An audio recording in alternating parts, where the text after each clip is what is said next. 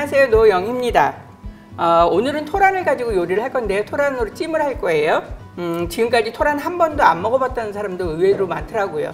저도 경기도에서 자라서 토란이 생소했었는데 이제 어른이 되고 나서 토란을 먹기 시작했거든요.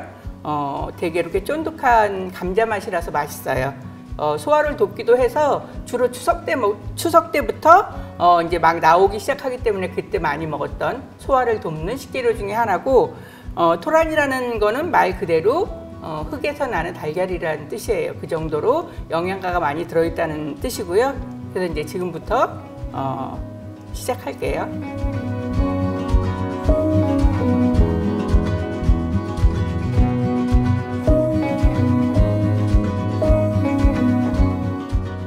토란을 먼저 한번 삶아서 껍질을 벗길 건데요. 물론 그냥도 벗길 수 있어요. 근데 미끈미끈해서 벗기가 쉽지 않거든요. 그리고 토란 만지면 먹으면 괜찮은데 손이 간질간질해요. 그런 것도 좀 막을 수 있고 해서 쌀뜨물이나 쌀뜨물 없을 때는 밀가루 물에다가 살짝 풀어가지고 여기에다가 토란을 넣고 삶을 거예요. 끓기 시작해서 한 5분 정도 끓여주세요.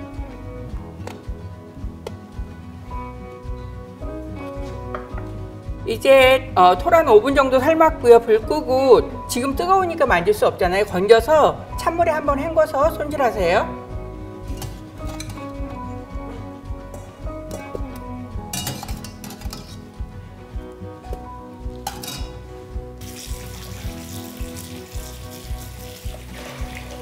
이제 토란 껍질을 벗길 텐데요. 그냥 통으로 벗기셔도 되고, 이걸 그냥 요리할 수 없으니까 잘라서 할 거거든요. 그럼 자르고 나면 모서리가 뾰족하잖아요. 그걸 조금 돌려 깎으려고 하는데 껍질을 벗긴 상태에서 미끈미끈해서 돌려 깎기 어려워요. 그래서 이걸 반 자르고, 그 다음에 여기 껍질이 있는 상태에서 이렇게 끝을 조금씩 점여주세요. 그러면 이렇게 돌려 깎은 효과가 나거든요. 그러면 이 상태에서 껍질을 벗기시면 돼요. 찬물에 헹궜지만 아직도 뜨거워요.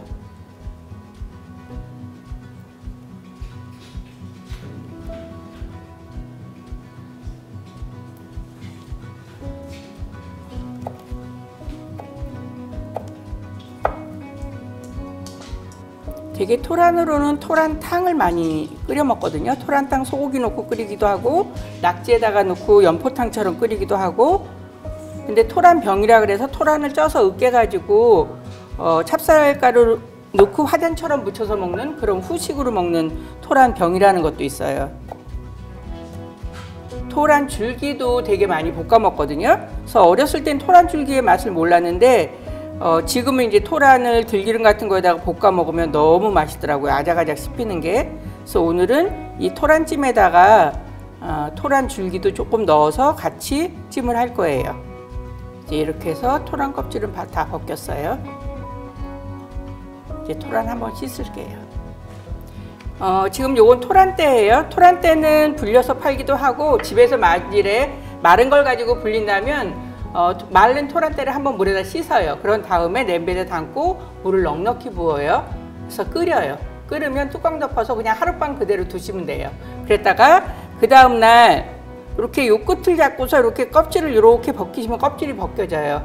그럼 그 껍질을 벗겨서 쓰시게 되면 훨씬 더 연하게 드실 수 있고요. 짧게 잘라서 드실 거니까 껍질 안 벗기고 드시면 섬유소를 많이 섭취하시게 되는 거예요.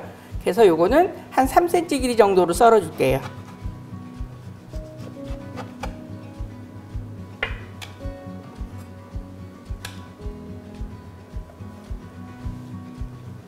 그 다음에 대파 손질할게요. 대파도 3cm 정도 길이로 토막 내서 길이로 반 잘라 놓을 거예요. 그 다음에 쇠고기인데요. 쇠고기는 저희는 채끝을 준비했는데 뭐 우둔이나 홍두깨나 집에 있는 소고기 어떤 부위 사용하셔도 괜찮아요. 그래서 소고기는 납작납작하게 썰어 줄 거예요.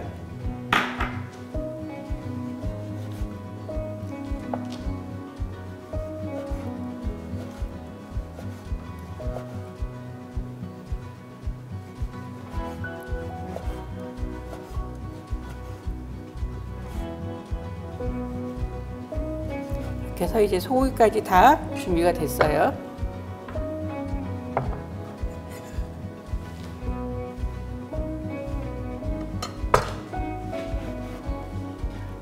이제 양념장을 만들 텐데 이건 국간장이에요. 오래돼서 약간 진간장처럼 진한데 저희가 담근 국간장이고요. 그 다음에 액젓, 마늘 다진 거 쓰셔도 되고 저희처럼 마늘즙 쓰셔도 되는데 마늘즙을 쓸 때는 다진 거에 반량 정도만 쓰시면 되고요. 그 다음에 들기름이에요. 들기름하고 잘 어울리는 것 같아요. 후추 좀 넣어주세요. 이 양념장을 고기하고 토란대에다 넣고 양념해 줄 거예요. 이제 냄비에다가 불 켜시고요. 냄비가 달궈지면 소고기 양념한 거 하고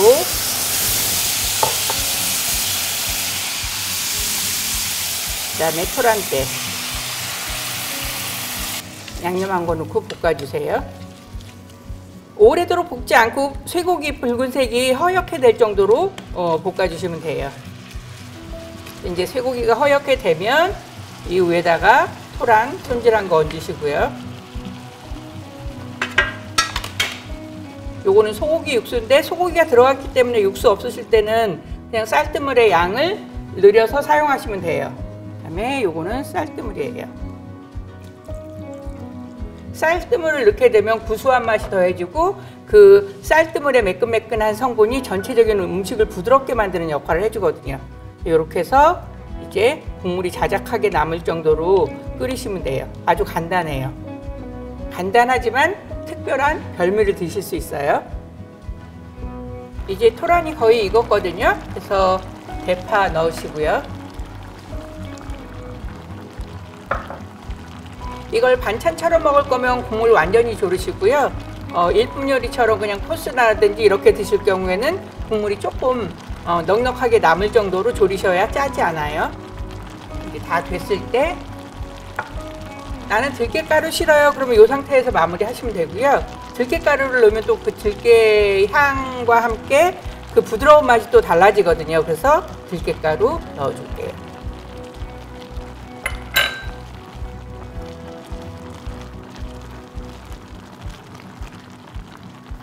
간 한번 보시고 싱거우면 소금으로 간하시면 돼요. 지금 딱 좋아요. 그래서 이렇게 해서 마무리하고 그릇에 담아 볼게요.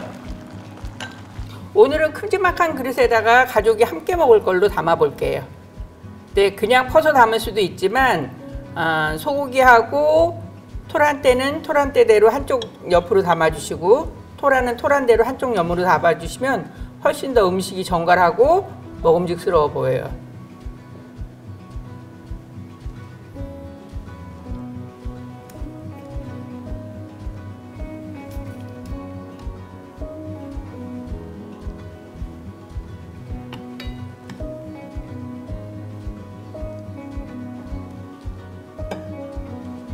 아마 토란을 한 번도 안 먹어봤어요는 있어도 한 번만 먹어봤어요는 없을 것 같아요. 한번 드셔보시면 토란의 그 매력적인 맛에 빠지실 것 같거든요.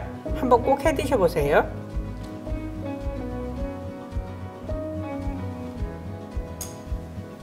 그 다음에 이제 국물까지 위에다가 끼얹어서 주세요.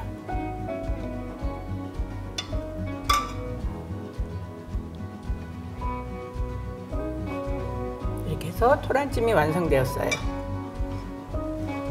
음식에 고명을 얹을 건데요. 고명은 뭐 빨간 고추를 얹으셔도 되고 파채를 얹으셔도 되고 저는 고명 중에는 최고라고 일컬을 수 있는 석이버섯 고명을 얹을게요.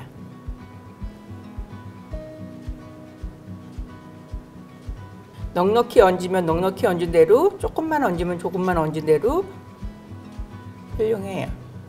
이렇게 해서 완성되었어요.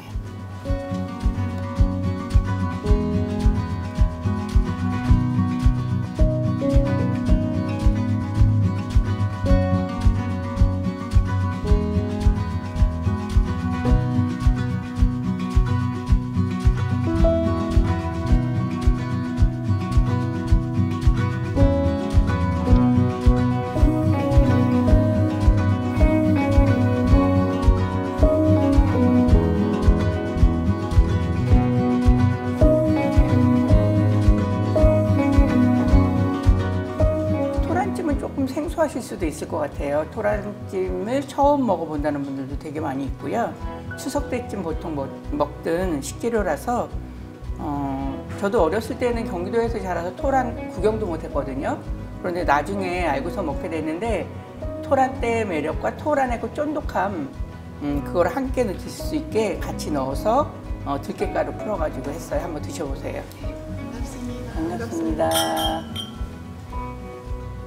제가 오늘 나무 숟가락을 준비를 했어요. 지금 그 빨간색 오칠이 되어 있는 거는 왜 우리가 박물관 같은 데 가서 보면은 옛날 숟가락이 그렇게 생긴 거 보신 적 있죠? 이렇게 나뭇잎 모양으로 생긴 그런 숟가락이에요. 저는 그냥 나무 숟가락인데 이 그릇이 되게 거칠어요. 그래서 거친 그릇에 은수저를 쓰게 되면 너무 날카로운 소리가 나니까 그래서 이제 제가 나무 숟가락 젓가락을 준비했어요. 맛있게 드세요. 잘 먹겠습니다.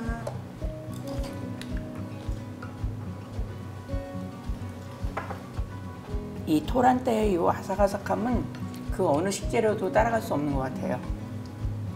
들깨가루가 들어가서 그런지 훨씬 담백하면서 뭔가 고소하고 고소하고 훨씬 네. 풍부해진 것 같아요. 맞아요. 토란대도 진짜 아삭아삭해서 그래서 맛있죠. 네, 씹히는 맛이 재밌는 것 같아요. 20대가 맛있다 그러면 진짜 맛있는 거예요. 그 냄새 할 때부터 그 맛을 모르면 그 음식에 대한 그렇게 기대가 크지 않거든요. 근데 그 음식에 대해서 알면 진짜 멀리서 나는 냄새만 맡아도 추억이 새록새록 돋아나는 것 같아요. 정말 음식을 먹는 거는 추억을 먹는 거, 추억의 맛인 것 같아요. 잘 먹었습니다. 뚝딱. 잘 먹었습니다.